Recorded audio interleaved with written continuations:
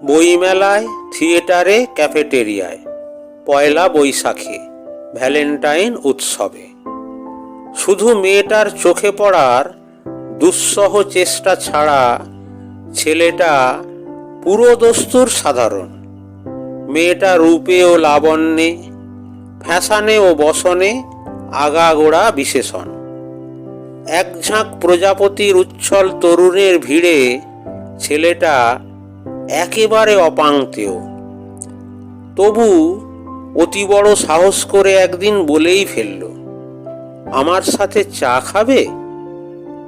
ছেলেটার দুঃসাহসী অফারে অবাক মেয়েটা কি জানি মনে করে বলল, চলো। মেয়েটার মুখোমুখি বসা ছেলেটার বুক ধড়ফড়, আড়ষ্ট জিহবা। চায়ে চুমুক দিয়ে বলল, ওয়েটার, আমাকে লবণ দাও। মেয়েটা অবাক হয়ে বলল, তুমি চায়ে লবণ খাবে নাকি? ছেলেটা বলল, হ্যাঁ, আমার জন্ম নোনা জলের সাগর পারে। নোনা চায়ে চুমুক দিলে আমার চোখে ভেসে ওঠে আমার গ্রাম, নোনা জলে ভেসে যাওয়া আমার বাবা মায়ের মুখ। মেয়েটা অবাক হয়ে শুনল ছেলেটার কথা। তারপর বলল, আমি কোনোদিন সাগর দেখিনি।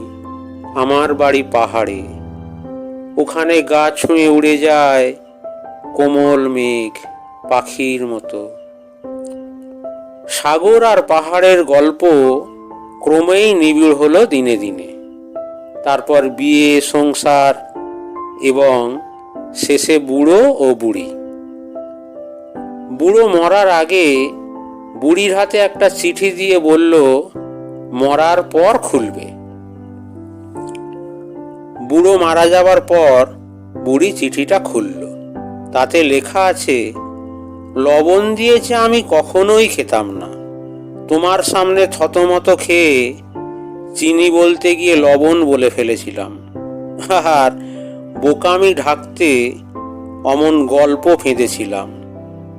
তাই 40 বছর তোমার হাতে লবণ চা খেয়ে গেলাম।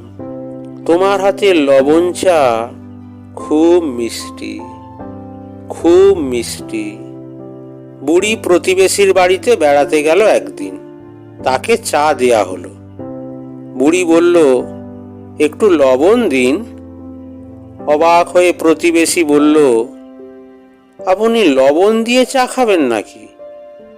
বুড়ি বলল, হ্যাঁ, লবণ চা খুব মিষ্টি, খুব মিষ্টি।